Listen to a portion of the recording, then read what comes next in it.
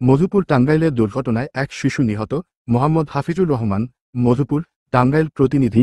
টাঙ্গাইল মধুপুরে ১ নং কুড়ালিয়া ৯ নং ওয়ার্ডে বান্দাভিটা নামক স্থানে ৮ই জুন আনুমানিক সকাল ৯ ঘটিকার সময় দুর্ঘটনার ঘটনাটি ঘটে। ঘটনাস্থলেই এক শিশুর নিহত হন।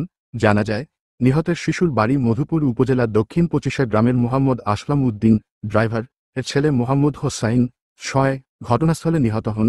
ইন্নালিল্লাহি ওয়া ইন্না ইলাইহি রাজিউন। মোজহর আলী জানান, ঈদের দিন নিহত মোহাম্মদ হোসাইন ও বাবা মা মিলে নানা বাড়ি বেড়াতে আসেন।